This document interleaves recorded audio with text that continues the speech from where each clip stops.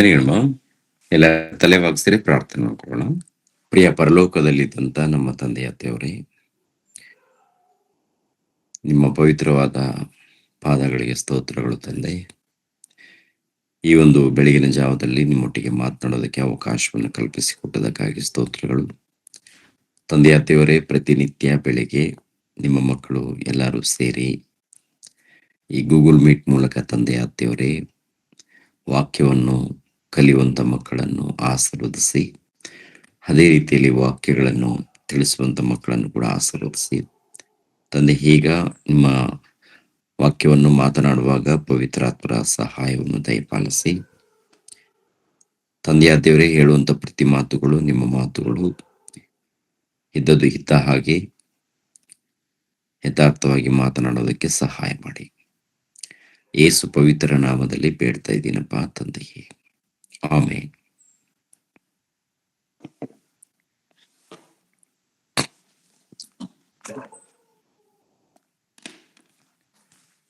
ಲೋಕರಕ್ಷಕನಾದ ಯೇಸು ಕ್ರಿಸ್ತರ ನಾಮದಲ್ಲಿ ನಿಮ್ಮೆಲ್ಲರಿಗೆ ನನ್ನ ಹೃದಯಪೂರ್ವಕದಿಂದ ವಂದನೆಗಳನ್ನು ತಿಳಿಸ್ತಾ ಇದ್ದೀನಿ.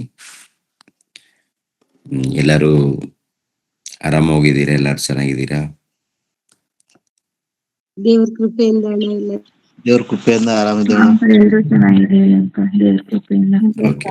ಓಕೆ, ದೇವ್ರಿಗೆ ಸ್ತೋತ್ರವಾಗ್ಲಿ. ಈ ಒಂದು ಅಂಶವನ್ನು ಮಾತಾಡೋಣ, ಒಂದು ಅಂಶವನ್ನು ತಿಳ್ಕೊಳ್ಳೋಣ. ಬೆಳಗು ಬೆಳಗಿಸು ಆತ್ಮಗಳನ್ನ ರಕ್ಷಿಸುವಂತ. ಬೆಳಗು ಬೆಳಗಿಸು ಆತ್ಮಗಳನ್ನು ರಕ್ಷಿಸುವಂತ. ಇವತ್ತು ನಿಮ್ಮೊಟ್ಟಿಗೆ ಮಾತನಾಡುವಂತ ಅಂಶದ ಹೆಸರು ಅಂದ್ರೆ, ನಾವು ಬೆಳಗಬೇಕು, ಇನ್ನೊಬ್ಬರನ್ನು ಬೆಳಗಿಸ್ಬೇಕು, ಆನಂತರ ಆತ್ಮಗಳನ್ನ ರಕ್ಷಿಸಬೇಕು ಅಂತ. ಈ ಒಂದು ಅಂಶವನ್ನು ಪ್ರತಿ ಮಂಗಳವಾರ ಸಾಯಂಕಾಲ ಇಲ್ಲ ರಾತ್ರಿ 8 ಗಂಟೆ 15 ನಿಮಿಷದಲ್ಲಿ ಅದು ಪ್ರಶ್ನೆಗಳಿಗೆ ಉತ್ತರ ಕಾರ್ಯಕ್ರಮ ಬರುತ್ತೆ. ಈ ಕಾರ್ಯಕ್ರಮವನ್ನ ಎಲ್ಲರೂ ಕೂಡ ನೀವು ವೀಕ್ಷಣೆ ಮಾಡ್ತಾ ಇದ್ದೀರಾ, ಅನೇಕರಿಗೂ ಶೇರ್ ಮಾಡ್ತಾ ಇದ್ದೀರಾ, ಒಳ್ಳೆಯದು. ಅದೇ ರೀತಿಯಲ್ಲಿ ಈ ಬೆಳಗಿನ ಜಾವದಲ್ಲಿ ಕೂಡ ಒಂದು ಇದೇ ಅಂಶವನ್ನು ಮಾತನಾಡುವಂಥದ್ದು ಅಂದ್ರೆ ಆತ್ಮಗಳನ್ನ ರಕ್ಷಿಸುವಂಥದ್ದು. ಇದು ಮೊಟ್ಟ ಮೊದಲು ದೇವರ ವಚನದಲ್ಲಿ ವಾಕ್ಯದಲ್ಲಿ ಒಂದು ಮಾತನ್ನು ನೋಡೋಣ. ರೋಮಪುರದವರಿಗೆ ಬರೆದ ಪತ್ರಿಕೆ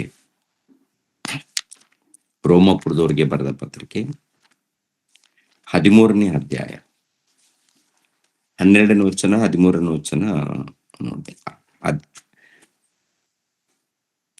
13ನೇ ಅಧ್ಯಾಯ 12, 13ನೇ ವಚನವನ್ನು ಓದಿ ಯಾರಾದ್ರು.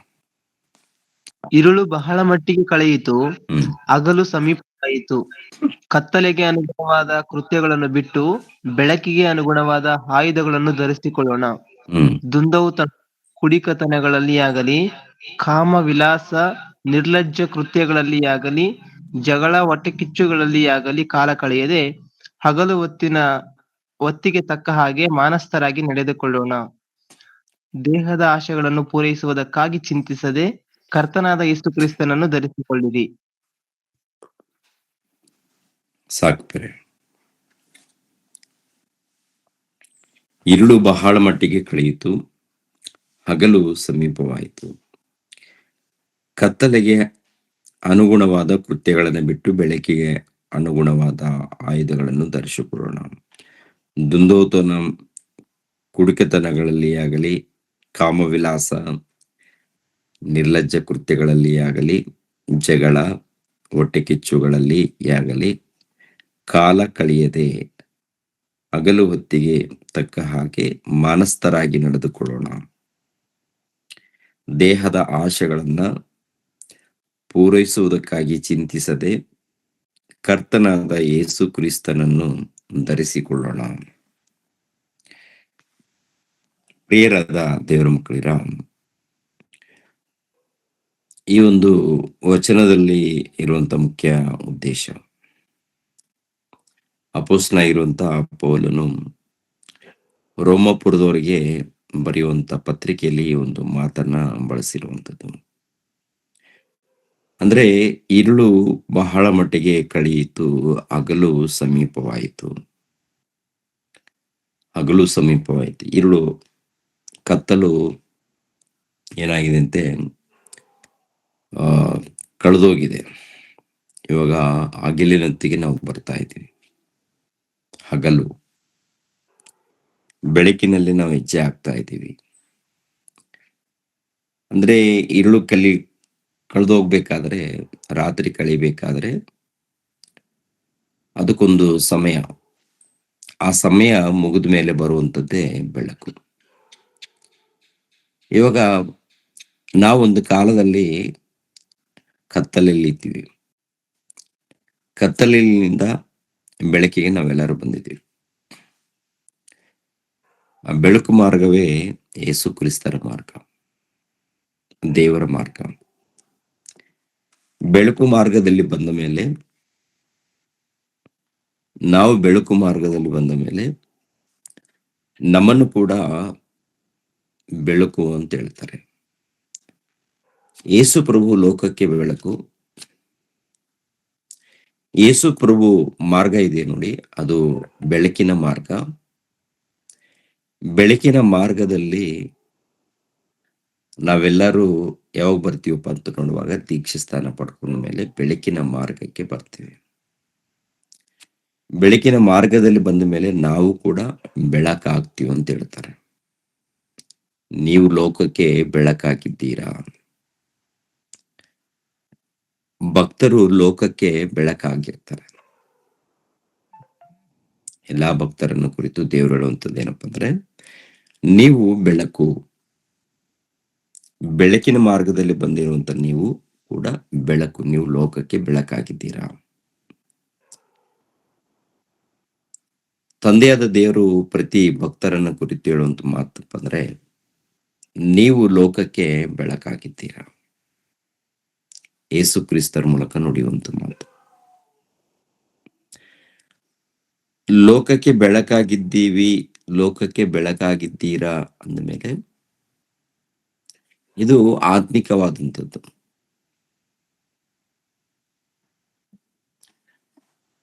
ಅಂತರಿಕ್ಷದಲ್ಲಿ ನಕ್ಷತ್ರಗಳು, ಅದೇ ಪ್ರಕಾರ ಸೂರ್ಯನು, ಚಂದ್ರನು, ಇವೆಲ್ಲ ಭೂಮಿಯ ಮೇಲೆ ಬೆಳಕು ಕೊಡುವಂತ ಒಂದು ಗೋಳಗಳು. ಬೆಳಕು ಕೊಡುವಂತ ಪ್ರಿಯರ ದೇವರ ಮಕ್ಕಳಿರೋ ಒಂದು ಏನಂತಾರೆ, ಸೂರ್ಯಗೋಳ, ಚಂದ್ರಗೋಳ, ನಕ್ಷತ್ರಗಳು. ಈ ನಕ್ಷತ್ರಗಳಿಗೆ ದೇವರು ಭಕ್ತರನ್ನ ಹೋಲಿಸುವಂಥದ್ದು, ಹೋಲಿಕೆ ಮಾಡುವಂಥದ್ದು. ನೀವು ಲೋಕಕ್ಕೆ ಬೆಳಕಾಗಿದ್ದೀರಾ. ಅದೇ ರೀತಿಯಲ್ಲಿ ಫಿಲಿಪಿಯವರಿಗೆ ಬರೆದ ಪತ್ರಿಕೆಯಲ್ಲಿ ಕೂಡ ಒಂದು ಮಾತಿರುತ್ತೆ. 3ನೇ ಅಧ್ಯಾಯ 16ನೇ ವಚನದಲ್ಲಿ, 3ನೇ ಅಧ್ಯಾಯ 16ನೇ ವಚನದಲ್ಲಿ ಮಾತಿರುತ್ತೆ. ಆದರೆ ನಾವು ಯಾವ ಸೂತ್ರವನ್ನು ಅನುಸರಿಸಿ ಇಲ್ಲಿಯವರೆಗೆ ಬಂದೆವೋ ಅದನ್ನೇ ಅನುಸರಿಸಿ ನಡೆಯೋಣ. ಪಾಂಡ್ರಂಗ ಒಂದು ನಿಮಿಷ. 2ನೇ ಅಧ್ಯಾಯ 16 ಅನ್ಸುತ್ತೆ, 2:16. ಇವರೊಳಗೆ ನೀವು ಸರ್ವಕ್ಕೂ ಜೀವದಾಯಕ ವಾಕ್ಯವನ್ನು ತೋರಿಸಿಕೊಡುವವರಾಗಿದ್ದು, ಲೋಕದೊಳಗೆ ಹೊಳೆಯುವ ಜ್ಯೋತಿರ್ಮಂಡಲಗಳಂತೆ ಕಾಣಿಸುವವರಾಗಿದ್ದೀರಲ್ಲ. ಏನಂತ ಹೇಳ್ತಾರೆ?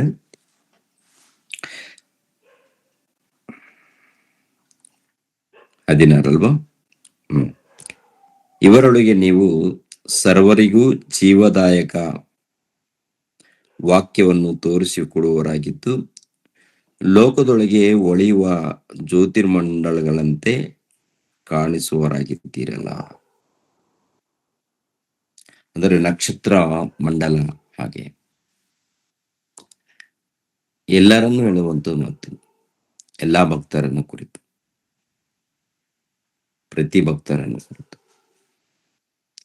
ನೀವು ಅಂತರಿಕ್ಷದಲ್ಲಿ ಬೆಳಗುವಂತ ನಕ್ಷತ್ರಗಳ ಹಾಗೆ ಇದ್ದೀರಾ ಅಂತ ಅಂತ ಹೋಲಿಸುವಂಥದ್ದು. ಅಂದರೆ ಪ್ರತಿಯೊಬ್ಬರು ಕೂಡ ಬೆಳಗುವಂಥದ್ದು ಪ್ರಿಯರೇ. ಪ್ರತಿ ಭಕ್ತರು ಬೆಳಗ್ಬೇಕಾದ್ರೆ ವಾಕ್ಯ ನಮ್ಮ ಹೃದಯದಲ್ಲಿ ಇರಬೇಕು ಅಂತ ಹೇಳ್ತಾರೆ. ನಮ್ಮ ಬದುಕಿನಲ್ಲಿ ದೇವರ ವಾಕ್ಯ ಇರಬೇಕು. ದೇವರ ವಾಕ್ಯ ನಮ್ಮ ಹೃದಯದಲ್ಲಿ ಇಲ್ಲದೆ ಹೋದರೆ ನಾವು ಬೆಳಗೋದಕ್ಕೆ ಸಾಧ್ಯವಿಲ್ಲ. ಲೋಕದ ರೀತಿಯಲ್ಲಿ ಬೆಳಗುವಂಥದ್ದು ಇರುತ್ತೆ. ಅದಕ್ಕೆ ತಂದೆಯಾದ ದೇವರು ನಮ್ಮನ್ನ ಒಂದು ಉನ್ನತ ಸ್ಥಾನದಲ್ಲಿ ನೋಡಬೇಕು. ಉನ್ನತ ಸ್ಥಾನ ಅದು ಅಂತರಿಕ್ಷದಲ್ಲಿ ನಕ್ಷತ್ರಗಳು ಯಾವ ರೀತಿ ಬೆಳಕು ಕೊಡುತ್ತೋ ನೀವು ಕೂಡ ನನ್ನ ಮಕ್ಕಳಾಗಿರುವಂತ ನೀವು ಅಷ್ಟರ ಮಟ್ಟಿಗೆ ಬೆಳಿಬೇಕು ಅಂತೇಳಿ ಹೇಳುವಂತ ಮಾತುಗಳು. ಅದಕ್ಕೆ ಪ್ರತಿಯೊಬ್ಬರು ಕೂಡ ನಾವು ಬೆಳಗಬೇಕು. ಅದೇ ರೀತಿಯಲ್ಲಿ ಬೆಳಗಿದ ಮೇಲೆ ಇನ್ನೊಬ್ಬರನ್ನ ಬೆಳಗಿಸ್ಬೇಕು. ಮತ್ತೊಬ್ಬರನ್ನ ಆತ್ಮಗಳನ್ನ ರಕ್ಷಿಸಬೇಕು ಅಂತ. ಆತ್ಮಗಳನ್ನು ರಕ್ಷಿಸುವಂತ ಕೆಲಸದಲ್ಲಿ ನಾವೆಲ್ಲರೂ ಇರಬೇಕು. ಏನ್ರಿ? ಆತ್ಮಗಳನ್ನ ರಕ್ಷಿಸುವಂತ ಕೆಲಸದಲ್ಲಿ ನಾವೆಲ್ಲರೂ ಇರಬೇಕು ಅಂತ ಹೇಳ್ತಾರೆ. ಇವಾಗ ನಾವೆಲ್ಲರೂ ಕೂಡ ಪ್ರತಿನಿತ್ಯ ವಾಕ್ಯಗಳನ್ನ ನಾವೆಲ್ಲರೂ ಕಲಿತಾ ಇದ್ದೀವಿ. ಅಂದ್ರೆ ವಾಕ್ಯಗಳನ್ನ ಕಲಿತಾ ಇದೀವಿ ಅಂದ್ರೆ ನಾವೆಲ್ಲರೂ ಕುಟುಂಬ ಸಹಿತವಾಗಿ ನಾವು ಬೆಳಗೋದಕ್ಕೆ ನಾವು ಪ್ರಯತ್ನ ಮಾಡ್ತಾ ಇದ್ದೀವಿ. ನಾವೆಲ್ಲರೂ ಕೂಡ ವಾಕ್ಯದ ಮೂಲಕ ಬೆಳಗೋದಕ್ಕೆ ನಾವು ಪ್ರಯತ್ನ ಮಾಡ್ತಾ ಇದ್ದೀವಿ. ಆನಂತರ ಮತ್ತೊಂದು ಕೆಲಸ ಏನಪ್ಪಾ ಅಂದ್ರೆ ಇನ್ನೊಬ್ಬರನ್ನ ಬೆಳಗಿಸುವಂತ ಕೆಲಸ. ಅಂತವರನ್ನ ಯಾರಾದ್ರೂ ನೋಡ್ತೀವ ಬೈಬಲ್ ಅಲ್ಲಿ ಅಂತಾರೆ ದೊಡ್ಡ ಬೆಳಕು ಪ್ರಭು. ಆನಂತರ ಅಪೊಸ್ತಲರು ಕೂಡ ಇದ್ದಾರೆ. ಅವರ ಇತಿಹಾಸವನ್ನು ನೋಡುವಾಗ ತಮ್ಮ ಬದುಕುಗಳೇ ಬೆಳಕಾಗಿ ಜೀವಿಸಿದ್ದಾರೆ. ತಾವು ಅಂದ್ರೆ ಅಪೊಸ್ತಲರು ಲೋಕದಲ್ಲಿ ಅದ್ಭುತವಾದಂತ ಒಂದು ಬೆಳಕನ್ನ ಧರಿಸಿಕೊಂಡು ಉನ್ನತರಾಗಿ ಅವರೆಲ್ಲರೂ ಬದುಕಿದ್ದಾರೆ ಪ್ರಿಯರೇ. ಅದರಲ್ಲಿ ಒಬ್ಬರು ಅಪೊಸ್ತಲರು ಇದರಲ್ಲಿ ನೋಡುವಾಗ ಪೇತ್ರನು ಇಲ್ಲ ಮತ್ತಾಯನು ಇವರೆಲ್ಲರನ್ನ ಗಮನಿಸುವಾಗ ತಮ್ಮ ಸುಖಕ್ಕಾಗಿ ಇಲ್ಲಾಂದ್ರೆ ಈ ಲೋಕದಲ್ಲಿ ಜೀವಿಸೋದಕ್ಕೆ ಅವರು ಆಲೋಚನೆ ಮಾಡಿಲ್ಲ. ಜೀವಿಸಿದ್ರು, ಈ ಲೋಕದಲ್ಲಿ ಬದುಕಿದ್ರು, ಉನ್ನತರಾಗಿ ಬದುಕಿದ್ದಾರೆ. ತಮ್ಮ ಬೆಳಕನ್ನು ಲೋಕಕ್ಕೋಸ್ಕರ ಪ್ರಯಾಸ ಪಟ್ಟಿದ್ದಾರೆ. ಅನೇಕರನ್ನ ಬೆಳಗಿಸಿದ್ದಾರೆ ಅವರು. ಅವ್ರ ಬೋಧನೆ ಕೇಳಿ ಪ್ರಿಯರ ದೇವ್ರ ಮಕ್ಕಳಿರ ಒಂದೇ ಒಂದು ದಿನ, ಮೊದಲನೇ ಒಂದು ದಿನದಲ್ಲಿ 3,000 ಮಂದಿ ದೀಕ್ಷೆ ಸ್ಥಾನ ಪಡೆದುಕೊಂಡಿರುವಂಥದ್ದು. ಅವರು ಕೂಡ ಈ ದೇವರ ಸಭೆಯಲ್ಲಿ ಬಂದ ಮೇಲೆ ಒಂದು ಉನ್ನತರಾಗಿ ಬೆಳೆದಿದ್ದಾರೆ, ಶ್ರೇಷ್ಠರಾಗಿ ಜೀವಿಸಿದ್ದಾರೆ. ಅವರ ಮೂಲಕ ಸಭೆ ಪ್ರಾರಂಭವಾಗಿದೆ. ಸಭೆ ಉನ್ನತವಾಗಿ ಬೆಳೆದಿದೆ. ಇವತ್ತು ನಮ್ಮ ಮಧ್ಯದಲ್ಲಿ ಸತ್ಯವೇದ ಗ್ರಂಥ ಬಂದಿದೆ ಅಂದ್ರೆ ಅವ್ರ ಕಷ್ಟ ಬಹಳ ಇದೆ. ಅವರು ತಮ್ಮ ಜೀವಿತದಲ್ಲಿ ಯಾವುದಕ್ಕೂ ಒಳಪಡದೆ ಯಥಾರ್ಥವಾಗಿ ಬದುಕಿದವರು. ಅವರ ಜೊತೆಯಲ್ಲಿದ್ದಂತ ಆತ್ಮಗಳು ಕೂಡ ಅನೇಕರು ಕಲ್ತುಕೊಂಡ ಮೇಲೆ ಲೋಕಕ್ಕೆ ಹೋಗಿದ್ದಾರೆ, ಲೋಕದಲ್ಲಿ ಹರಡಿದ್ದಾರೆ, ಅನೇಕ ಸ್ಥಳಗಳಲ್ಲಿ ಸುವಾರ್ತೆಯನ್ನು ಸಾರಿದ್ದಾರೆ. ಇವಾಗ ನಾವು ಕೂಡ ಕಲ್ತ್ಕೊಂಡು ದೇವರ ವಾಕ್ಯಗಳನ್ನ ಕಲ್ತ್ಕೊಂಡು ಸುವಾರ್ತೆಯನ್ನ ಸಾರಬೇಕು. ಸಾರೋದು ಮಾತ್ರವಲ್ಲ, ನಮ್ಮ ಬದುಕಿನಲ್ಲಿ ಕೂಡ ದೇವರ ಒಂದು ಸಂಕಲ್ಪವನ್ನು ತೋರಿಸ್ಬೇಕು. ಬೆಳಗಬೇಕು ಅಂದ್ರೆ ತೋರಿಸುವಂಥದ್ದು. ಇನ್ನೊಬ್ಬರಿಗೆ ನಮ್ಮ ದೇವರ ವಾಕ್ಯದ ಮೂಲಕ, ನಮ್ಮ ಜೀವಿತದ ಮೂಲಕ ಇನ್ನೊಬ್ಬರನ್ನ ದೇವರ ಸಭೆಗೆ ನಡೆಸುವಂಥದ್ದು, ಭಕ್ತಿ ಮಾರ್ಗದಲ್ಲಿ ನಡೆಸುವಂಥದ್ದು.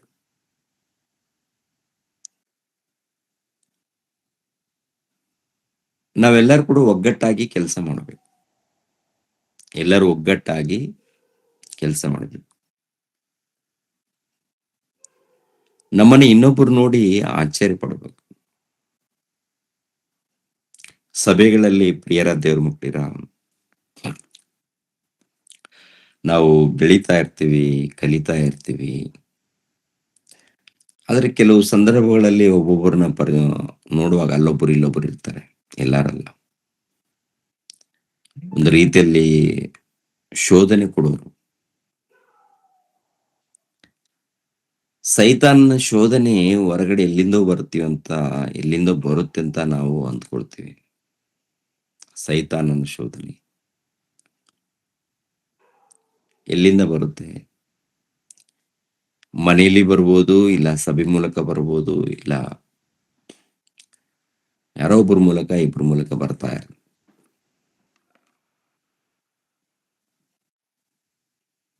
ಅವ್ರು ಬೆಳಗೋರ ಅಥವಾ ಕತ್ತಲೆಯಲ್ಲಿದ್ದವರ ಅಂತ ನೋಡುವಾಗ, ಬೆಳಕಿನಲ್ಲಿದ್ದಂತ ಭಕ್ತರು, ಬೆಳಗುವಂತ ಭಕ್ತರು ಅದ್ಭುತವಾಗಿ ಕಾಪಾಡೋದಕ್ಕೆ ಪ್ರಯತ್ನ ಮಾಡ್ತಾರೆ. ಅಪೊಸ್ತಲರ ಕೃತ್ಯಗಳು 9ನೇ ಅಧ್ಯಾಯ 36ನೇ ವಚನದಿಂದ ನೋಡೋಣ. ಅಪೊಸ್ತಲರ ಕೃತ್ಯಗಳು 9ನೇ ಅಧ್ಯಾಯ 36, 37, 38. ಯೊಪ್ಪದಲ್ಲಿ ತಬಿತಾ ಎಂಬ ಒಬ್ಬ ಶಿಷ್ಯಳಿದ್ದಳು. ಯೊಪ್ಪದಲ್ಲಿ ತಬಿತಾ ಎಂಬ ಶಿಷ್ಯಳಿದ್ದಳು. ಆ ಹೆಸರಿಗೆ ಗ್ರೀಕ್ ಭಾಷೆಯಲ್ಲಿ ದೋರ್ಕ ಎಂದರ್ಥ. ಆ ಹೆಸರಿಗೆ ಗ್ರೀಕು ಭಾಷೆಯಲ್ಲಿ ದೋರ್ಕ ಎಂದರ್ಥ. ಆಕೆಯು ಸತ್ಕ್ರಿಯೆಗಳನ್ನು, ದಾನ ಧರ್ಮಗಳನ್ನು ಬಹಳವಾಗಿ ಮಾಡುತ್ತಿದ್ದಳು. ಆ ಕಾಲದಲ್ಲಿ ಆಕೆ ರೋಗದಲ್ಲಿ ಬಿದ್ದು ಸತ್ತಳು ಮತ್ತು ಆಕೆಯ ಶವವನ್ನು ತೊಳೆದು ಮೇಲಂತಸ್ತಿನಲ್ಲಿಟ್ಟರು. ಯೊಪ್ಪಕ್ಕೆ ಲುದ್ದವು ಹತ್ತಿರವಾಗಿರಲಾಗಿ ಪೇತ್ರನು ಅಲ್ಲಿ ಇದ್ದಾನೆ ಎಂದು ಶಿಷ್ಯರು ಕೇಳಿ, ಇಬ್ಬರು ಮನುಷ್ಯರನ್ನು ಅವನ ಬಳಿಗೆ ಕಳುಹಿಸಿ ತಡ ಮಾಡದೆ ನಮ್ಮ ತನಕ ಬರಬೇಕು ಎಂದು ಬೇಡಿಕೊಂಡರು. ಪೇತ್ರನು ಎದ್ದು ಅವರ ಜೊತೆಯಲ್ಲಿ ಹೋದನು. ಅವನು ಬಂದ ಕೂಡಲೇ ಅವರು ಅವನನ್ನು ಮೇಲಂತಸ್ತಿಗೆ ಕರೆದುಕೊಂಡು ಹೋದರು. ಅಲ್ಲಿ ವಿಧಿಯರೆಲ್ಲರೂ ಅಳುತ್ತಾ ಅವನ ಹತ್ತಿರ ನಿಂತುಕೊಂಡು, ದೋರ್ಕಳು ತಮ್ಮ ಸಂಗಡ ಇದ್ದಾಗ ಮಾಡಿಕೊಟ್ಟಿದ್ದ ಒಳಂಗಿಯನ್ನು, ಮೇಲಂಗಿಗಳನ್ನು ತೋರಿಸಿದರು. ಅಂದರೆ ತೋರಿಸೋದಕ್ಕೆ ಕಾರಣ ಏನಪ್ಪಾ ಅಂದ್ರೆ ಇಷ್ಟೇ, ಆಕೆಯ ಒಳ್ಳೆಯ ಗುಣಗಳು. ಅಂದ್ರೆ ಈಕೆ, ಈ ದೋರ್ಕಳು ಎಂಬ ಈಕೆ, ಪ್ರಿಯರಾದ ದೇವರ ಮಕ್ಕಳಿರ, ತಬಿತಾ ಅಂದ್ರೂ ದೋರ್ಕಳಂದ್ರೂ ಒಂದೇ. ಈಕೆ ಕೆಲಸ ಮಾಡಿ ಪ್ರಯಾಸ ಪಟ್ಟು ಭಕ್ತಿಯಿಂದ ಜೀವಿಸಿ ಆ ಜೀವಿತದಲ್ಲಿ ಇನ್ನೊಬ್ಬರಿಗೆ ಒಳ್ಳೆದನ್ನೇ ಮಾಡಿದಾಳೆ ಆಕೆ ಸಭೆಯಲ್ಲಿ. ಆಮೇಲೆ ಅಕ್ಕಪಕ್ಕದಲ್ಲಿ ಇದ್ದವರ ಬಳಿಯಲ್ಲಿ ಕೂಡ ದೇವರ ಪ್ರೀತಿಯನ್ನ ಹಂಚಿಕೊಂಡಿದ್ದಾಳೆ, ದೇವರ ವಾಕ್ಯಗಳನ್ನ ಹಂಚಿಕೊಂಡಿದ್ದಾಳೆ, ಭಕ್ತಿಯಿಂದ ನಡ್ಕೊಂಡಿದ್ದಾಳೆ. ಅದ್ರ ಜೊತೆಗೆ ತಾನೇನ್ ಕೆಲಸ ಮಾಡ್ತಾ ಇದ್ದಾಳೋ ಆ ಕೆಲಸದ ಮೂಲಕ ಇನ್ನೊಬ್ಬರಿಗೆ ಒಳ್ಳೆದನ್ನ ಮಾಡಿದ್ದಾಳೆ. ಬದುಕಿರುವಾಗ ಯಾರಾದ್ರೂ ಮಾತಾಡಿಸದೆ ಹೋಗ್ಬೋದು, ಮಾತಾಡಿಕೊಳ್ಳದೆ ಇರಬಹುದು. ಸತ್ತಾಗ ಮಾತಾಡಿಕೊಳ್ತಾರೆ. ಈ ಸಮಾಜದಲ್ಲಿ ಇನ್ನು ಕೆಲವರು ಏನಪ್ಪಾ ಅಂದ್ರೆ ಅವನು ಕೆಟ್ಟವನಾದ್ರೂ ಕೂಡ ಸತ್ತ ಮೇಲೆ ಸತ್ತ ಮೇಲೆ ಬಹಳ ಒಳ್ಳೆ ಮನುಷ್ಯನಪ್ಪ, ಹಾಗೆ ಹೀಗೆ ಮಾತಾಡ್ಕೊಳ್ತಾರೆ ಸತ್ತ ಮೇಲೆ. ಈಕೆ ವಿಷಯದಲ್ಲಿ ಕೂಡ ಅಷ್ಟೇ. ಆಕೆ ಸತ್ತ ಮೇಲೆ ಏನ್ರಿ ಅಲ್ಲಿರುವಂತ ಕೆಲವರು ಬಂದು ಅವರು ಧರಿಸ್ಕೊಂಡಿದಾರಲ್ಲ ವಸ್ತ್ರಗಳು, ಅಂಗಿಗಳಂತೆ, ಒಳಂಗಿಯನ್ನು ಮೇಲಂಗಿಯನ್ನು ತೋರಿಸ್ತಾ ಇದ್ದಾರೆ. ಆಕೆ ಹೊಲ್ದು ಕೊಟ್ಟಿದ್ದಾಳೆ ನಮ್ಗೆ. ಈ ತಬಿತಾ ಎಂಬ ಈಕೆ ನಮಗೆ ಸಹಾಯ ಮಾಡಿದ್ದಾಳೆ.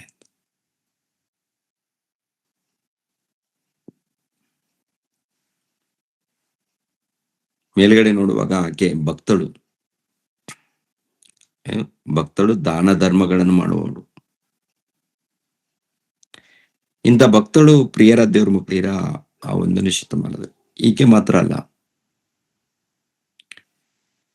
ಈಕೆ ಒಬ್ಬಳು ಮಾತ್ರವಲ್ಲ, ಸಭೆ ಎಲ್ಲರೂ ಒಗ್ಗಟ್ಟಾಗಿದ್ದಾರೆ ಸಭೆಯನ್ನು ಬೆಳೆಸೋದಕ್ಕೆ, ಸಭೆಯನ್ನ ಕಾಪಾಡೋದಕ್ಕೆ. ಅಂತ ಅವಕಾಶ ಈ ದಿನ ನಮಗೂ ಕೂಡ ಬಂದಿದೆ. ಅಂತ ಅವಕಾಶ ಇವಾಗ್ಲೂ ದೇವರು ಒಂದು ಅದ್ಭುತವಾದಂತ ಅವಕಾಶವನ್ನು ಕೊಟ್ಟಿದ್ದಾರೆ. ಈ ಅವಕಾಶವನ್ನ ಪಡ್ಕೊಂಡಂತ ನಾವುಗಳು ಕಷ್ಟಪಡಬೇಕು. ನಾವೆಲ್ಲರೂ ಕೂಡ ದೇವರ ವಾಕ್ಯಕ್ಕೆ ಮೊದಲೇ ಸ್ಥಾನ ಕೊಟ್ಟು ದೇವರಿಗೆ ವಿಧೇಯರಾಗಿ ಪ್ರತಿನಿತ್ಯ ವಾಕ್ಯಗಳನ್ನು ಕಲ್ತ್ಕೊಂಡು ವಾಕ್ಯದ ಸಹವಾಸದಲ್ಲಿ, ದೇವರ ಸಹವಾಸದಲ್ಲಿದ್ದು ಬೆಳಿಬೇಕು ಪ್ರಿಯರೇ. ಅವರೆಲ್ಲರನ್ನು ನೋಡ್ಬೇಕು, ಭಕ್ತರನ್ನ ನೋಡ್ಬೇಕು. ಈ ಭಕ್ತರು ಯಾವ ರೀತಿ ಪ್ರಯಾಸ ಪಟ್ಟಿದ್ದಾರೆ, ಇನ್ನೊಬ್ಬ ಭಕ್ತರು ಯಾವ ರೀತಿ ಪ್ರಯಾಸ ಪಟ್ಟಿದ್ದಾರೆ ಅಂತೇಳಿ ಎಲ್ಲಾ ಭಕ್ತರನ್ನ ನಾವು ಗಮನದಲ್ಲಿಟ್ಕೊಂಡು ನಾವು ಯಾವ ರೀತಿ ನಾವು ಪ್ರಯಾಸ ಪಡ್ತಾ ಇದ್ದೀವಿ, ಯಾವ ರೀತಿ ನಾವು ಸೇವೆ ಮಾಡ್ತಾ ಇದ್ದೀವಿ, ಯಾವ ರೀತಿ ನಾವು ಕೆಲಸ ಮಾಡ್ತಾ ಇದ್ದೀವಿ ಅಂತೇಳಿ ನಮ್ಮನ್ನ ನಾವು ಪರಿಶೋಧನೆ ಮಾಡ್ಕೊಳ್ಬೇಕು. ಯಾಕೆಂದ್ರೆ ಕೊನೆ ದಿನಗಳಲ್ಲಿದ್ದೀವಿ. ಪದೇ ಪದೇ ಯಾಕೆ ಹೇಳ್ತೀನಪ್ಪ ಅಂತ ಅಂದ್ರೆ ಅಷ್ಟೇ ರೀ, ನಾವು ಯಾವಾಗ ಮರಣ ಹೊಂದುತ್ತೀವೋ ನಮ್ಗೆ ಗೊತ್ತಿಲ್ಲ. ಈ ಲೋಕದ ಮೇಲೆ ಆಶೆಗಳನ್ನ ಇಟ್ಕೊಂಡು ಯಾರು ಬದುಕಬೇಡಿ. ಈ ಲೋಕದ ಮೇಲೆ ಏನೋ ಕೋರಿಕೆಗಳನ್ನ ಇಟ್ಕೊಂಡು ಯಾರು ಬದುಕಕ್ಕೆ ಹೋಗ್ಬೇಡಿ. ಕೋರಿಕೆ ಇದ್ರೆ ಅದು ದೇವರೇ ಹಾಕಿರ್ಬೇಕು, ಆಶೆಗಳಿದ್ರೆ ದೇವರೇ. ಆ ದೇವ್ರ ಮೇಲೆ ಆಸೆ ಇಟ್ಕೊಂಡು, ಪರಲೋಕದ ಮೇಲೆ ಆಸೆ ಇಟ್ಕೊಂಡು ನಾವು ಸತ್ತರೆ ನಾವು ನಿತ್ಯ ಲೋಕವನ್ನು ಪಡ್ಕೊಳ್ತೀವಿ, ಪರಲೋಕವನ್ನ ಪಡ್ಕೊಳ್ತೀವಿ ಎಂಬ ಆಸೆ ಇಟ್ಕೊಂಡು ನಾವು ಮುಂದೆ ಹೋಗ್ಬೇಕು. ಈ ಲೋಕದಲ್ಲಿ ಪ್ರಿಯರ ದೇವ್ರ ಮಕ್ಕಳಿರ ಏನಾದರೂ ಆಸೆ ಇಟ್ಕೊಂಡು ಬದುಕಿದ್ರೆ ಅದು ತೀರ್ಬೋದು, ತೀರದೇ ಇರ್ಬೋದು. ಅದಕ್ಕೆ ಈ ಕಾಲವನ್ನು ಸುಮ್ಮನೆ ಕಳೆಯೋದು ಬೇಡ ಪ್ರಿಯರೇ, ಗಮನಿಸ್ಬೇಕು. ನಮ್ಮ ಆತ್ಮೀಯ ಹುಡುಗರಿಗೆ ಎಲ್ಲರಿಗೂ, ವಿದ್ಯಾರ್ಥಿಗಳಿಗೆ, ಪರೀಕ್ಷೆ ಬರೆದಂತ ವಿದ್ಯಾರ್ಥಿಗಳಿಗೆ ಎಲ್ಲರಿಗೂ ಹೇಳುವಂಥದ್ದು ಅದೇ ಪ್ರಕಾರ, ಆತ್ಮೀಯರೆಲ್ಲರಿಗೂ ನಾನು ಹೇಳುವಂಥದ್ದು,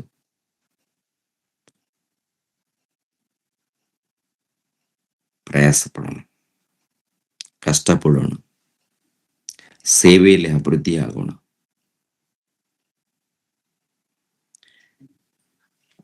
ನಮ್ಮ ಆತ್ಮಗಳನ್ನು ನಾವು ಕಾಪಾಡಿಕೊಳ್ಳೋಣ.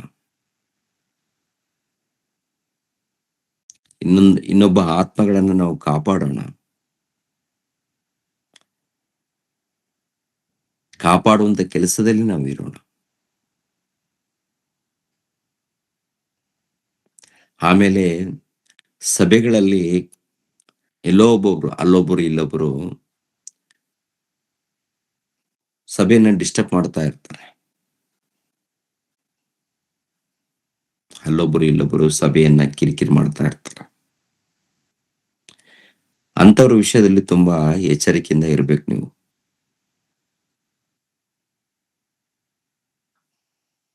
ಇಂಥ ಸಭೆಗೆ ಹೋಗ್ಬೇಡಿ, ಅಲ್ಲಿಗೆ ಹೋಗ್ಬೇಡಿ, ಇಲ್ಲಿಗೆ ಹೋಗ್ಬೇಡಿ ಅಂತಾರೆ.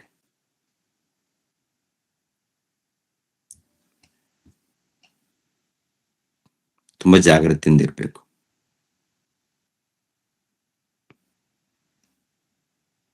ಪ್ರತಿಯೊಬ್ಬರು ಕೂಡ. ಇಲ್ಲಾಂದ್ರೆ ಯಾರೋ ಮನುಷ್ಯರ ಮಾತನ್ನ ಕೇಳಿದಾಗ ಅದು ಕೂಡ ಏನಪ್ಪಾ ಅಂದ್ರೆ ಚಾಡಿ ಮಾತುಗಳು ಇರುತ್ತೆ. ಮೋಸ ಹೋಗ್ತೀರಾ. ಆ ತರ ಜನ ಇದ್ದಾರಪ್ಪ ಅಂತ ನೋಡುವಾಗ ಇರ್ತಾರೆ. ಅದಕ್ಕೆ ವಿದ್ಯಾರ್ಥಿಗಳಿಗೆ ನಾನು ಹೇಳುವಂಥದ್ದು ಇಷ್ಟೇ. ನೀವು ದೇವರ ದೃಷ್ಟಿಯಲ್ಲಿ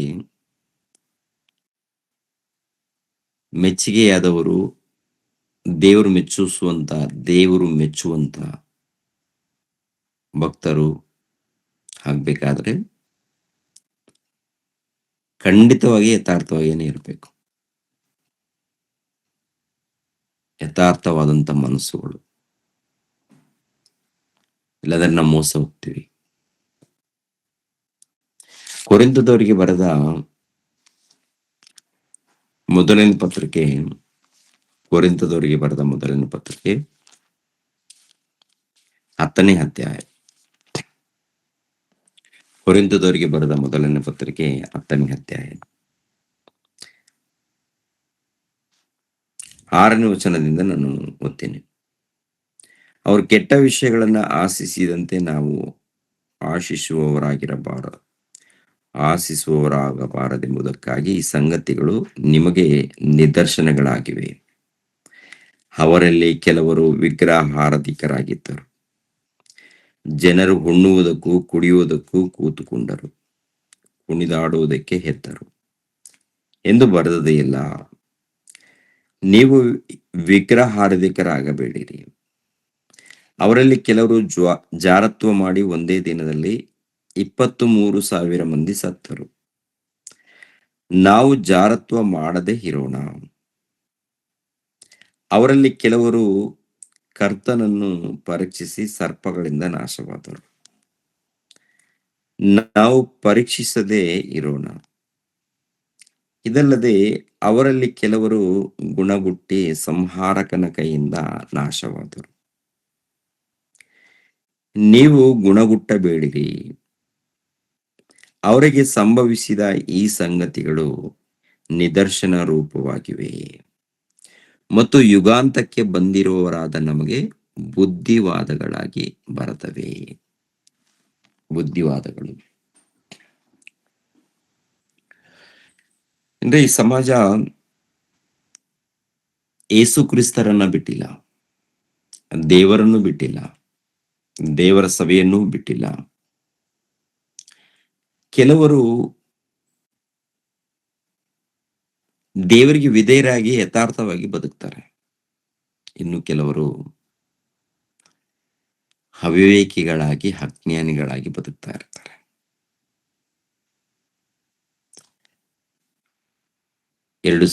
ಎರಡು ಗುಂಪಿರುತ್ತೆ ಸಮಾಜದಲ್ಲಿ.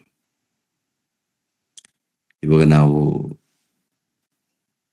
ದೇವರಿಗೆ ವಿಧೇಯರಾಗಿ ಬದುಕುವಂತ ಭಕ್ತರಾಗಿ ಇರಬೇಕು. ಪ್ರತಿನಿತ್ಯ ನಾವು ಕಲಿತಾ ಇದ್ದೀವಲ್ವಾ, ಪ್ರತಿನಿತ್ಯ ಕಲಿತಾ ಇದ್ದೀವಿ, ವಾಕ್ಯವನ್ನು ಕೇಳ್ತಾ ಇದ್ದೀವಿ, ಓದ್ತಾ ಇದ್ದೀವಿ. ನಾವೆಲ್ಲರೂ ದೇವರಿಗೆ ವಿಧೇಯರಾಗಿ ಹೋಗ್ಬೇಕು. ಇಲ್ಲಿ ನೋಡಿ, ಇಸ್ರಾಯೇಲ್ಯರನ್ನು ಕುರಿತು ಅನೇಕ ವಚನಗಳನ್ನ ದೇವರು ಬರೆಸಿದ್ದಾರೆ. ಅವರ ವಿಷಯದಲ್ಲಿ ಹೆಚ್ಚಾಗಿ ದುಃಖನೇ ಪಟ್ಟಿದ್ದಾರೆ, ಬಾಧೆ ಪಟ್ಟಿದ್ದಾರೆ, ಪ್ರಿಯರೇ, ಬಹಳ ನೊಂದುಕೊಂಡಿದ್ದಾರೆ. ಅವರ ಬಗ್ಗೆ ಬರೆಸಬೇಕಾದರೆ ಕಾರಣ ಒಂದೇ ಉದ್ದೇಶ. ಏನಪ್ಪದು? ಯುಗಾಂತದಲ್ಲಿ ಯುಗಾಂತಕ್ಕೆ ಬಂದಿರುವವರಾದ ನಮಗೆ ಬುದ್ಧಿವಾದಗಳಾಗಿವೆ. ಬುದ್ಧಿ. ಕೆಲವರಿಗೆ ಎಷ್ಟು ಸಾರಿ ಹೇಳಿದ್ರು ಬುದ್ಧಿನೇ ಬರೋದಿಲ್ಲ. ಸಭೆಯನ್ನು ಹಾಳು ಮಾಡ್ತಾ ಇರ್ತಾರೆ. ಸಭೆಯನ್ನ ಕಿರಿಕಿರಿ ಮಾಡ್ತಾ ಇರ್ತಾರೆ. ಪ್ರಿಯರ ದೇವ್ರ ಮಕ್ಕಳಿರ, ಇವರು ಒಂದು ಆತ್ಮವನ್ನ ಗೆಲ್ಲಕ್ಕಾಗಲ್ಲ ರೀ. ಒಂದೇ ಒಂದು ಆತ್ಮವನ್ನ ಗೆಲ್ಲಕ್ಕಾಗಲ್ಲ. ಆದರೆ ಆತ್ಮಗಳನ್ನ ಕೆಡಿಸ್ತಾ ಇರ್ತಾರೆ.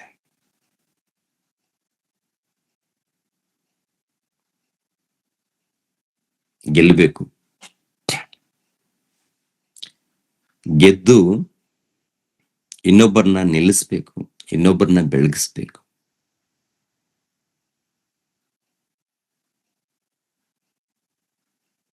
ಇನ್ನೊಬ್ಬರನ್ನ ಬೆಳಗಿಸ್ಬೇಕು. ಯಾಕಂದ್ರೆ ಇವಾಗ ನಾವು ಏನೋ ಮಾಡ್ತಾ ಇದೀವಿ ಹಾಗೆ ಹೀಗೆ ಅನ್ಕೊಳ್ತೀವಿ.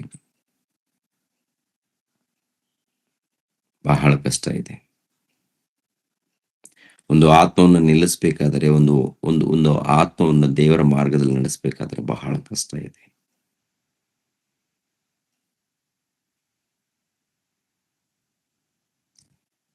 ಅವರು ನಮ್ಮನ್ನ ಗಮನಿಸ್ತಾ ಇರ್ತಾರೆ, ಎಲ್ಲರೂ ಗಮನಿಸ್ತಾ ಇರ್ತಾರೆ. ನಾವು ಮಾತನಾಡುವಂಥದ್ದು ಗಮನಿಸ್ತಾರೆ, ನಾವು ಹೇಗೆ ಇದ್ದೀವಿ ಅಂತ ಗಮನಿಸ್ತಾರೆ. ಗಮನಿಸ್ಲಿ. ಆದರೆ ಒಬ್ಬರನ್ನ ಗಮನಿಸಿ ನಾವು ಭಕ್ತಿಯಲ್ಲಿ ನಾವು ಬೆಳಿಬೇಕು. ಇನ್ನೊಬ್ಬರನ್ನ ನೋಡಿದ್ರು ನಮ್ಮ ಭಕ್ತಿ ವೃದ್ಧಿ ಆಗ್ಬೇಕು. ನಮ್ಮ ಗುಂಡಿಯನ್ನು ನಾವೇ ತೋಡ್ಕೊಂಡು ನಾಶನಕ್ಕೆ ಹೋಗ್ಬಾರ್ದು. ಇಸ್ರಾಯೇಲ್ಯರು ಏನ್ರಿ ದೇವರನ್ನ ಬಹಳ ಶೋಧಿಸಿದ್ದಾರೆ. ದೇವರ ಮನಸ್ಸನ್ನು ಅವರು ನೋಯಿಸಿದ್ದಾರೆ. ಈಗಿನ ಕಾಲದಲ್ಲಿ ನಾವು ಭಕ್ತಿಯಲ್ಲಿ ಇದ್ದೀವಿ, ನಾವು ದೇವರಲ್ಲಿ ನಡೀತಾ ಇದೀವಿ ಅಂತೇಳಿ ನಾವು ಕೂಡ ಕೆಲವು ಸಮಯದಲ್ಲಿ ನೋಯಿಸ್ತಾ ಇರ್ತೇವೆ. ನೋಡ್ಕೋಬೇಕು ನಾವು. ನಾವೆಲ್ಲರೂ ಕೂಡ ನಮ್ಮನ್ನ ನಾವು ಪರಿಶೋಧನೆ ಮಾಡ್ಕೋಬೇಕು. ಉನ್ನತರಾಗಿ ನಾವು ಬೆಳಿಬೇಕು ಪ್ರಿಯರೇ, ದೇವರ ಜ್ಞಾನದಲ್ಲಿ. ನೋಡಿ, ಯೇಸು ಕ್ರಿಸ್ತರನ್ನ ಏನಂತಂದಿದ್ದಾರೆ ಗೊತ್ತಾ? ಈ ಮನುಷ್ಯನು ದೆವ್ವ ಹಿಡಿದವನು. ಯಾರಂದಿದ್ದಾರೆ? ಯೆಹೂದ್ಯರು. ಯಾಕೆ? ಆತನ ಬೋಧನೆ ಅರ್ಥ ಆಗಿಲ್ಲ ಅವ್ರಿಗೆ. ಯೇಸು ಕ್ರಿಸ್ತರ ಬೋಧನೆ ಅರ್ಥ ಆಗಿಲ್ಲ. ನಾನು ದೈವಕುಮಾರನು, ದೇವರು ನನ್ನನ್ನು ಕಳಿಸ್ಕೊಟ್ಟಿದ್ದಾನೆ, ನಾನು ದೇವರ ಮಗನು, ದೇವರು ನನ್ನನ್ನು ಕಳಿಸಿಕೊಟ್ಟಿದ್ದಾನೆ. ನನ್ನ ವಾಕ್ಯವನ್ನ ಕೇಳಿ ಗಮನಿಸ್ರಿ ಅಂದಾಗ ಅವ್ರು ಗಮನಿಸ್ಲಿಲ್ಲ ರೀ. ತಪ್ಪಿಡಿಯೋದಕ್ಕೇನೆ ಪ್ರಯತ್ನ ಮಾಡ್ತಾರೆ. ಹುಚ್ಚ ಅಂತಾರೆ, ದೆವ್ವ ಹಿಡಿದವನು ಅಂತಾರೆ, ಹೊಟ್ಟೆಬಾಕನು ಅಂತಾರೆ. ಆತನನ್ನ ಅರ್ಥ ಮಾಡಿಕೊಂಡವರು ಪ್ರಾಣ ಕೊಡ್ತಾರೆ. ಯೇಸು ಪ್ರಭುವನ್ನ ಅರ್ಥ ಮಾಡಿಕೊಂಡವರು ಪ್ರಾಣ ಕೊಡ್ತಾರೆ, ತಮ್ಮ ಬದುಕುಗಳನ್ನು ಸಮರ್ಪಣೆ. ಒಂದ್ ಮಾತಂದ್ರು ಅನ್ನಿಸ್ಕೊಳ್ತಾರೆ, ಬೈದ್ರು ಬಯಸ್ಕೊಳ್ತಾರೆ. ಅರ್ಥ ಮಾಡಿಕೊಂಡವರು. ಅಪಾರ್ಥ ಮಾಡಿಕೊಂಡವರು ನಿಂದಿಸ್ತಾರೆ, ಅವಮಾನ ಪಡಿಸ್ತಾರೆ, ಶೋಧಿಸ್ತಾರೆ, ಕೊನೆಯದಾಗಿ ಸಿಲಿಬೆಗೆ ಏರಿಸ್ತಾರೆ. ಇವಾಗಲೂ ನಮ್ದು ಕೂಡ ಅಷ್ಟೇ.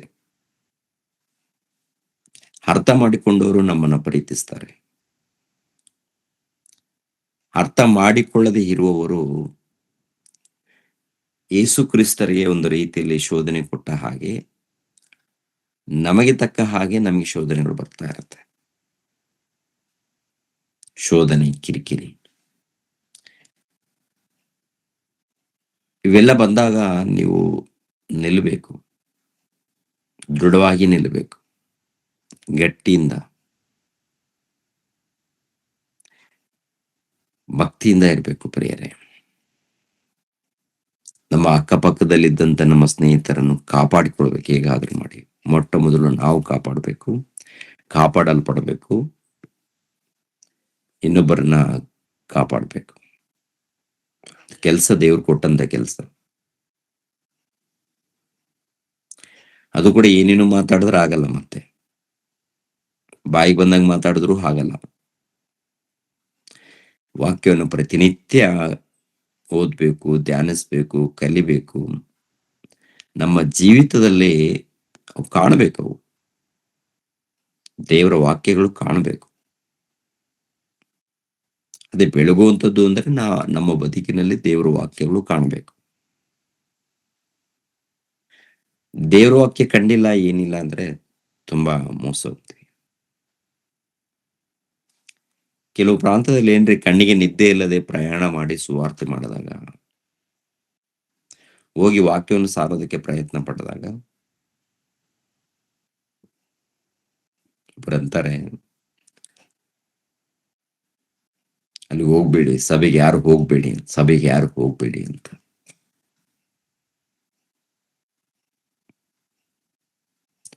ಏನಿದೆ ಅವ್ರಿಗೆ? ಒಂದು ಆತ್ಮವನ್ನು ಸೇರಿಸುವಂತ ಜ್ಞಾನ ಏನಾದ್ರೂ ಇದೆ ಅಂದ್ರೆ ಅದಿಲ್ಲ. ಹೊಸ ಆತ್ಮಗಳನ್ನ ಏನಾದ್ರು ತರ್ತಾರೆ ಅಂದ್ರೆ ಅದೂ ಇಲ್ಲ. ನಡೆಸ್ತಾರೆ ಅಂದ್ರೆ ಅದೂ ಇಲ್ಲ. ಕಿರಿಕಿರಿ ಇರುತ್ತೆ. ಯಾಕಂದ್ರೆ ನಿಮ್ಗೆ ಗೊತ್ತಾಗಲ್ಲ, ಆ ಟೋಟಲ್ ಕರ್ನಾಟಕದಲ್ಲಿ ಎಲ್ಲೆಲ್ಲಿ ನಮ್ಮ ಆತ್ಮೀಯರಿರ್ತಾರೋ ಅಲ್ಲೊಂದು 4 ಜನ, ಇಲ್ಲೊಂದು 4 ಜನ, ಅಲ್ಲೊಂದು ಚಿಕ್ಕ ಸಭೆ, ಇಲ್ಲೊಂದು ನಮ್ದು ಚಿಕ್ಕ ಸಭೆ ಇವಾಗ ಬೆಳೀತಾ ಇದೆ. ನಮ್ದು ಚಿಕ್ಕ ಸಭೆ ಇವಾಗ ಬೆಳೀತಾ ಇದೆ. ನಾವೆಲ್ಲರೂ ಬೆಳಿಬೇಕು. ಆದರೆ ಎಲ್ಲೋ ಒಂದು ಕಡೆ ಕಿರಿಕಿರಿ ನಡೆದಾಗ ಕಣ್ಣಿಗೆ ನಮ್ಗೆ ನಿದ್ದೆ ಇರಲ್ಲ ರೀ.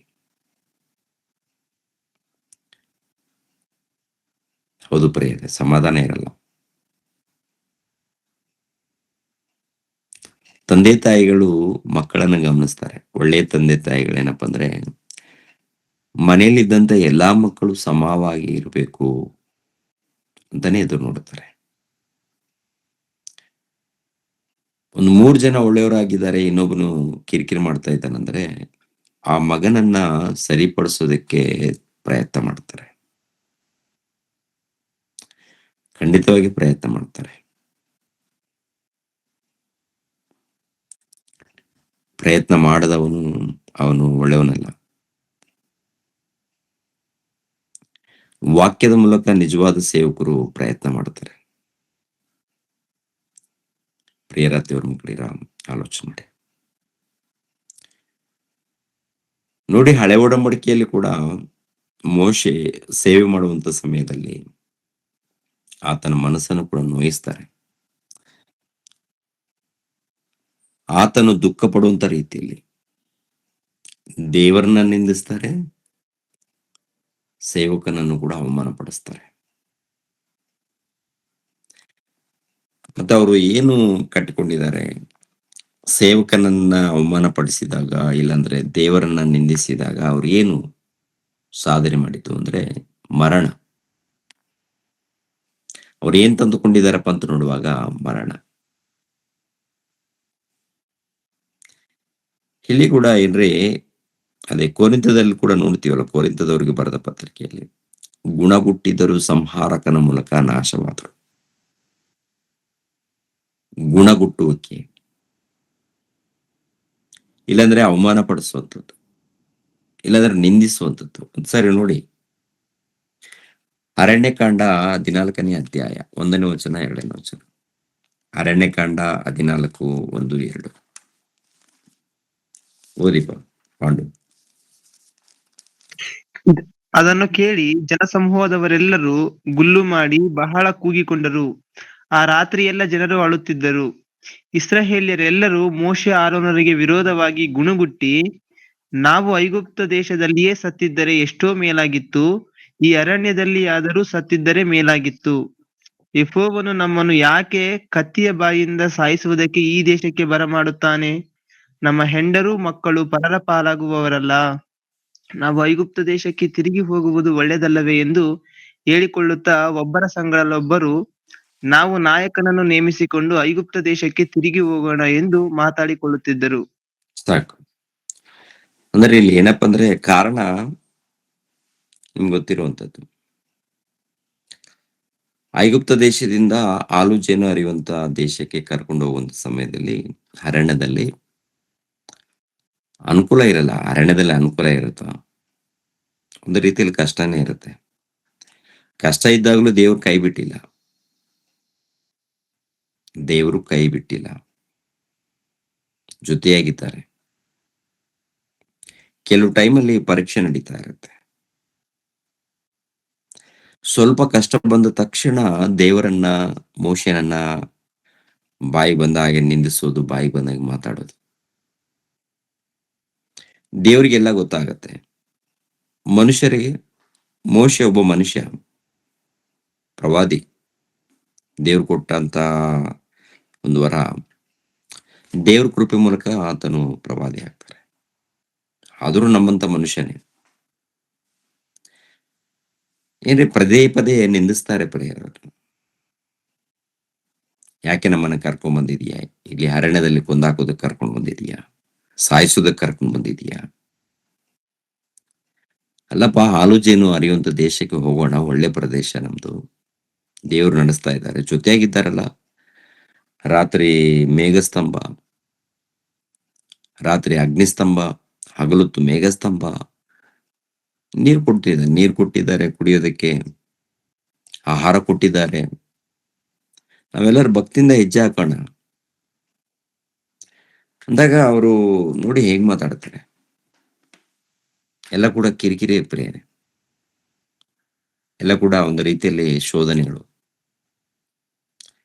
ಇಂಥವ್ರು ಇದ್ದಾಗ ಏನಪ್ಪಾ ಅಂದ್ರೆ ಸಭೆ ಉದ್ಧಾರ ಆಗಲ್ಲ, ಸಭೆ ಹಾಳಾಗುತ್ತೆ. ಅದಕ್ಕೆ ಐಗುಪ್ತ ದೇಶದಿಂದ ಸುಮಾರು 6 ಲಕ್ಷ ಜನ ಪ್ರಯಾಣ ಮಾಡ್ತಾರೆ. 6 ಲಕ್ಷ ಅಂದ್ರೆ ಚಿಕ್ಕ ಹುಡುಗರು, ಇನ್ನು ಯುವಕರು ಬೆಳೀತಾ ಇರ್ತಾರಲ್ಲ, ಅವ್ರ ಸಂಖ್ಯೆ ಇರಲ್ಲ. ಅವ್ರ ಸಂಖ್ಯೆ ಎಣಿಕೆ ಮಾಡಲ್ಲ ಏನ್ರಿ. ಕಾಲ್ನಡಿಗೆ ಅಂತಾರಲ್ಲ, ಅಂದ್ರೆ ಬಲವುಳ್ಳವರು, ಸುಮಾರು ಒಂದು 20 ವರ್ಷ ಮೇಲ್ಪಟ್ಟವರು, ಅವರನ್ನ ಲೆಕ್ಕಿಸುವಂಥದ್ದು. ಅದರಲ್ಲಿ ಚಿಕ್ಕ ಹುಡುಗರು, ಚಿಕ್ಕ ವಯಸ್ಸಿನಲ್ಲಿದ್ದವರು, ಸ್ತ್ರೀಯರನ್ನು ಲೆಕ್ಕ ಮಾಡಿಲ್ಲ. ಸುಮಾರು 6 ಲಕ್ಷ ಜನ ಅಲ್ಲಿಂದ ಹೆಚ್ಚೆ ಹಾಕಿದಾಗ ಕಾನಾನ್ ದೇಶಕ್ಕೆ ಎಷ್ಟು ಜನ ಸೇರಿದ್ದಾರೆ ಅಂತ ನೋಡುವಾಗ 2 ಮಾತ್ರ ಆ ಗುಂಪಿನಲ್ಲಿ. ಮತ್ತೆ ಉಳಿದವರು ಏನಾಗಿದ್ದಾರಪ್ಪ ಅಂತ ನೋಡುವಾಗ ಅರಣ್ಯದಲ್ಲಿ ಸಂಹರಿಸಲ್ಪಟ್ಟಿದ್ದಾರೆ. ಅರಣ್ಯದಲ್ಲಿ ಸಂಹರಿಸಲ್ಪಟ್ಟಿದ್ದಾರೆ.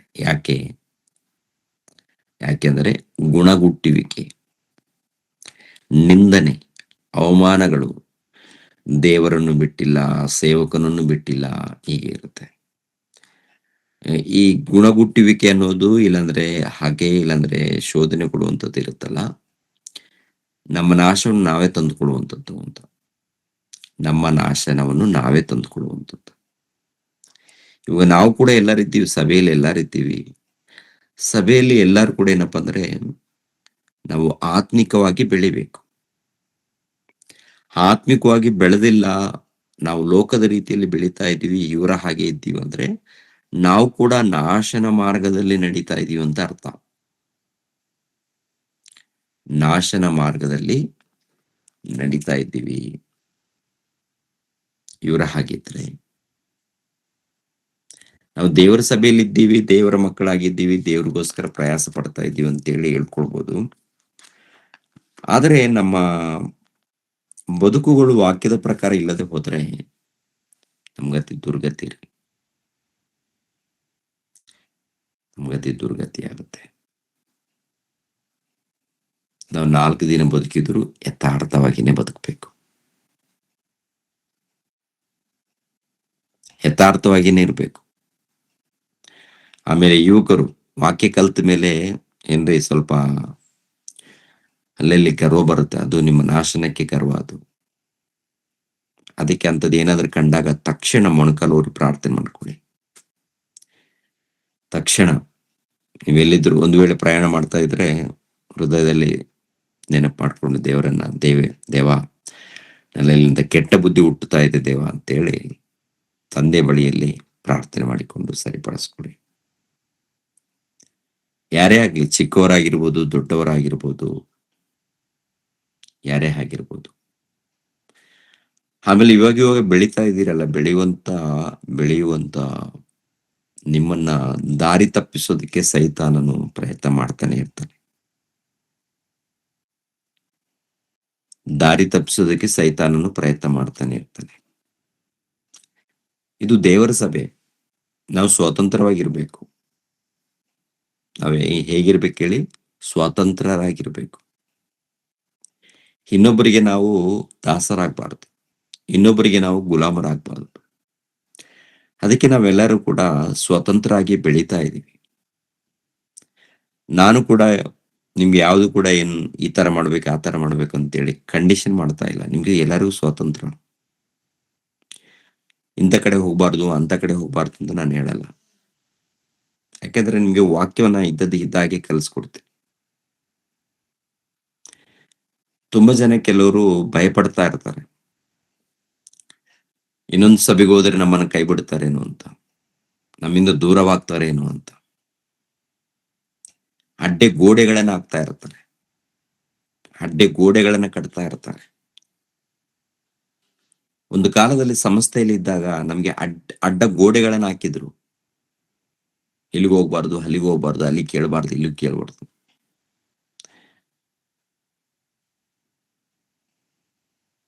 ಅಡ್ಡೆ ಗೋಡೆಗಳನ್ನ ಹಾಕಿದ್ದಾರಂದ್ರೆ ಅದು ಒಂದು ಮತ.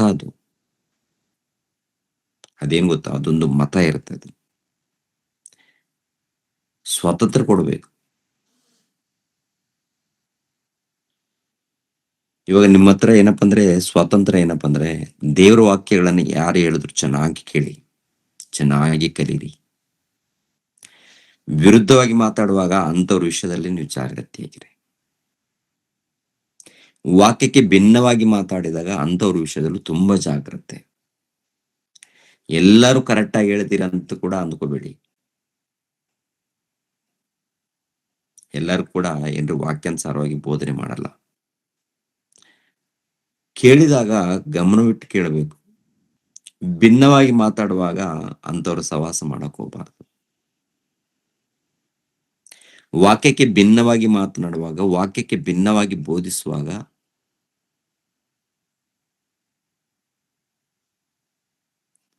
ಅಂತವ್ರ ಸಹವಾಸದಿಂದ ಸ್ವಲ್ಪ ದೂರ ಆಗಿರ್ಬೇಕು. ನಮ್ಗೆ ಸ್ವಾತಂತ್ರ್ಯ ಕೊಟ್ಟಿದ್ದಾರೆ ಅಂತ ಹೇಳಿ ಏನ್ ಮಾಡಿದ್ರು ಪರವಾಗಿಲ್ಲ ಅಂತ ಹೇಳಿದ್ರೆ ಮೋಸ ಹೋಗ್ತೀರಾ.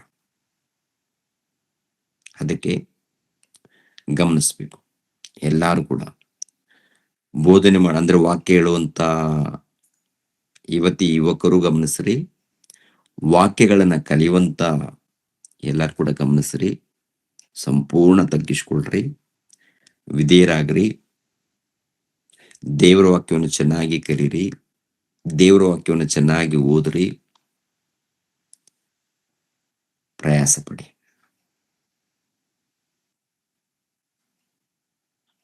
ಇನ್ನೊಂದು ಆತ್ಮವನ್ನು ಕಾಪಾಡಬೇಕು. ಮೊಟ್ಟ ಮೊದಲು ನಿಮ್ಮ ಆತ್ಮಗಳನ್ನು ನೀವು ಕಾಪಾಡಿಕೊಳ್ಬೇಕು. ಮೊಟ್ಟ ಮೊದಲು ಏನಪ್ಪಾ ಅಂದ್ರೆ ನಿಮ್ಮ ಆತ್ಮಗಳಿಗೆ ನೀವು ಕಾಪಾಡಿಕೊಳ್ಬೇಕು. ಅದಕ್ಕೆ ಅಪೊಸ್ತಲನಾಗಿರುವಂತ ಪೌಲನ್ ಹೇಳ್ತಾನೆ ಎಫೆಸದಲ್ಲಿದ್ದಂತ ಸಭೆ ಹಿರಿಯರನ್ನು ಕರೆಸಿ, ನಾನು ಒಂದನ್ನು ಮರೆ ಮಾಡದೆ ಎಲ್ಲವನ್ನು ನಿಮ್ಗೆ ತಿಳಿಸ್ಕೊಟ್ಟಿದ್ದೀನಿ. ಎಲ್ಲವನ್ನು ತಿಳಿಸ್ಕೊಟ್ಟಿದ್ದೀನಿ. ಅಪೊಸ್ತಲರ ಕೃತ್ಯಗಳು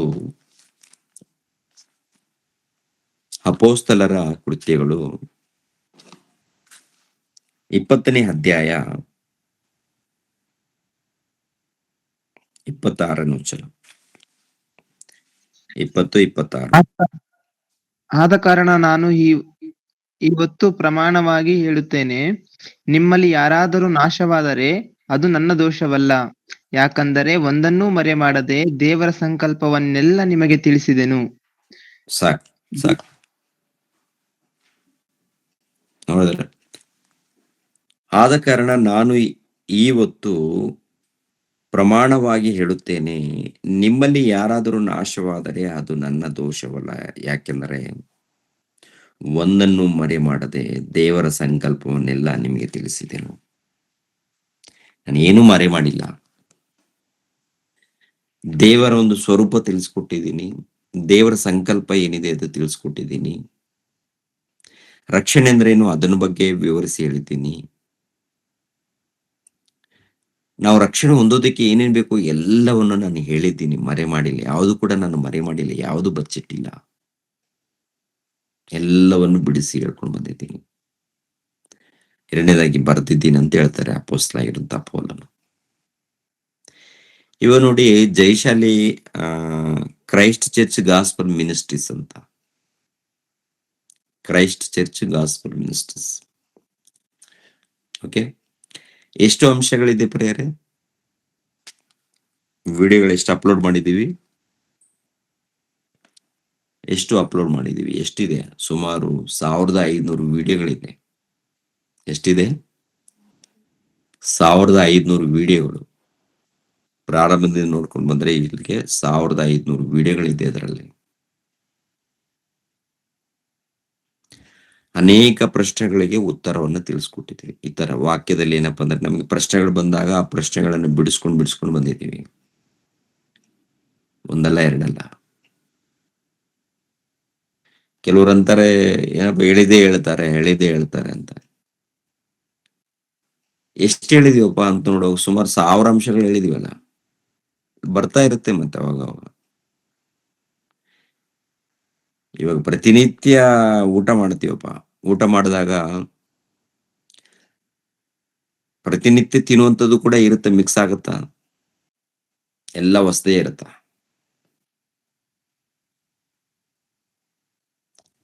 ಎಲ್ಲ ಹೊಸದೇ ಇರುತ್ತಾ ಪ್ರತಿನಿತ್ಯ? ಮೊನ್ನೆ ಊಟ ಮಾಡಿದ್ದು ಇವತ್ತು ಕೂಡ ಯಾವ್ದೋ ಒಂದು ಮಿಕ್ಸ್ ಆಗುತ್ತೆ. ಸಾಂಬಾರ್ ಮಿಕ್ಸ್ ಆಗ್ಬೋದು, ಸಾಂಬಾರ್ ಬರುವುದಿಲ್ಲ, ರೈಸ್ ಇರ್ಬೋದು, ಇಲ್ಲ ಯಾವ್ದೋ ಒಂದು ಚಪಾತಿ ಇರ್ಬೋದು, ಇಲ್ಲಾಂದ್ರೆ ಯಾವ್ದೋ ಒಂದು ಇರ್ಬೋದು, ಇರುತ್ತೆ.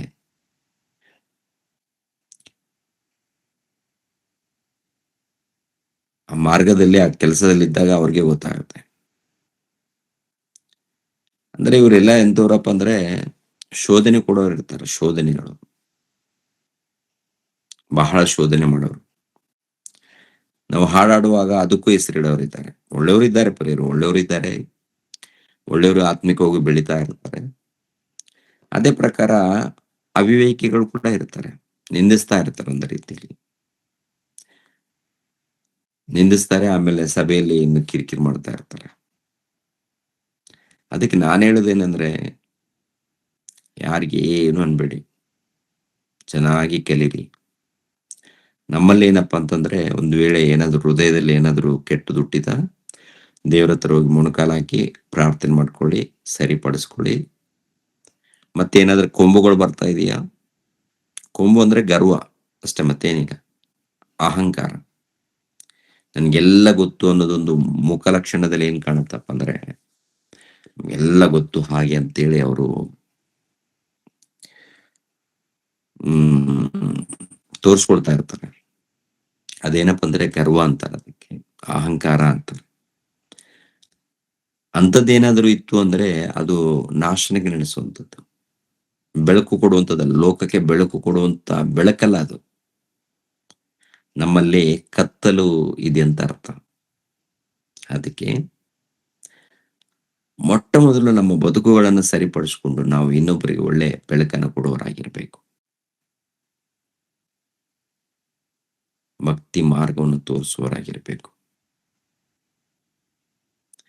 ಯುವತಿಯರು, ಯುವಕರು ಪ್ರತಿಯೊಬ್ಬರು ಸಿದ್ಧರಾಗಬೇಕು ಸಭೆಯನ್ನ ಕಟ್ಟೋದಕ್ಕೆ. ಕೆಲವರು ಏನಪ್ಪಾ ಅಂದ್ರೆ ಈ ಸಮಯದಲ್ಲಿ ಇನ್ನೊಂದು ಮಾತು, ಸಭೆಯನ್ನು ಕಾಪಾಡೋದಕ್ಕೆ, ನಮ್ಮ ಆತ್ಮಗಳನ್ನ ಕಾಪಾಡೋದಕ್ಕಲ್ಲ. ಕೆಲವರು ಒದ್ದಾಡೋದೇನಪ್ಪ ಅಂತಂದ್ರೆ ನಮ್ಮ ಹೆಸರುಗಳನ್ನ ಪರಿಚಯ ಮಾಡ್ಕೊಳ್ಳೋದಕ್ಕೆ.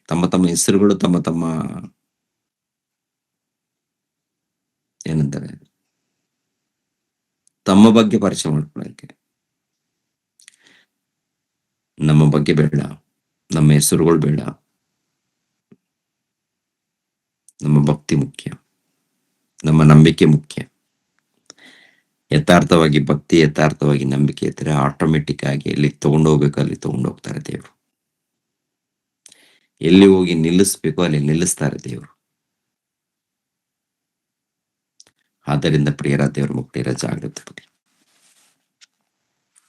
ಜಾಗ್ರತೆ ಪಡಿ. ನೀವು ಲೋಕಕ್ಕೆ ಬೆಳಕಾಗಿದ್ದೀರಾ. ಬೆಳಕಾಗಿರುವಂತ ನೀವು ಇನ್ನೊಬ್ಬರನ್ನ ಬೆಳಗಿಸ್ಬೇಕು.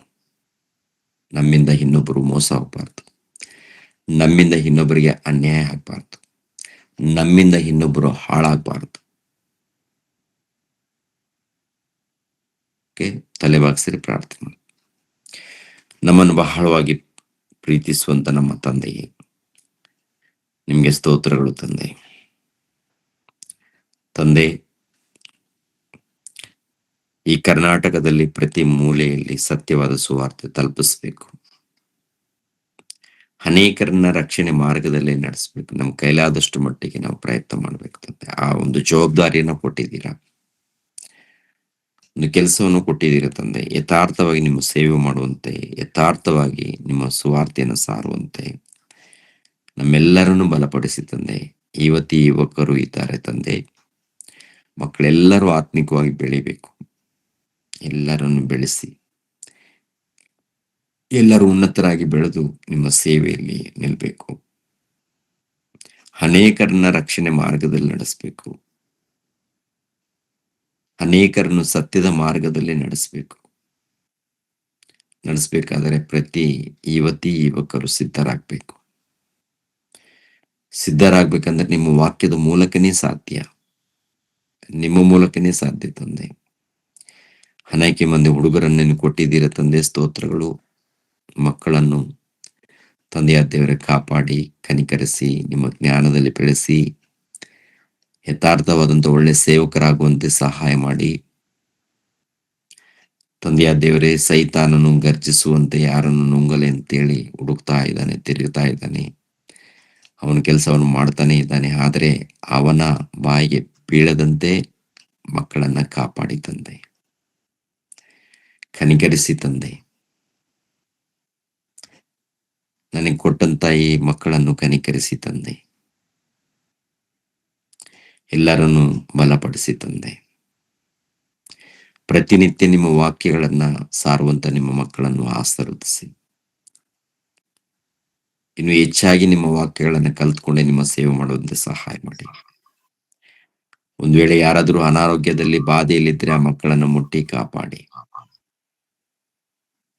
ಕನಿಕರಿಸಿ. ಪ್ರತಿನಿತ್ಯ ನಿಮ್ಮ ಮಗಳು ಪ್ರಯಾಸ ಪಡ್ತಾ ಇದ್ದಾಳೆ, ಮಗಳನ್ನ ಆಶೀರ್ವದಿಸಿ. ಅದೇ ರೀತಿಯಲ್ಲಿ ದೀಕ್ಷಿಸ್ಗೋಸ್ಕರ ಪ್ರಾರ್ಥಿಸ್ತಾ ಇದ್ದೇನೆ, ಆ ಮಗನನ್ನು ಕೂಡ ಆಶೀರ್ವದಿಸಿ. ನಿಮ್ಮ ವಾಕ್ಯಗಳನ್ನು ಹೇಳುವಂತ ನಿಮ್ಮ ಸೇವಕರಿದ್ದಾರೆ, ಅವರೆಲ್ಲರನ್ನು ಹೆಸರುಗಳಿಂದ ಆಶೀರ್ವದಿಸಿ ಕಾಪಾಡಿ. ಸಾಯಂಕಾಲ ನಡೆಯುವಂತ ಗೂಗಲ್ ಮೀಟ್ ಅನ್ನು ಕೂಡ ಆಶೀರ್ವದಿಸಿ. ಮಕ್ಕಳು ವಾಕ್ಯವನ್ನು ಕಲಿತಾ ಇದ್ದಾರೆ, ಕಲಿಯುವಂತ ಮಕ್ಕಳನ್ನು ತಂದೆಯ ದೇವರೇ ಬಲಪಡಿಸಿ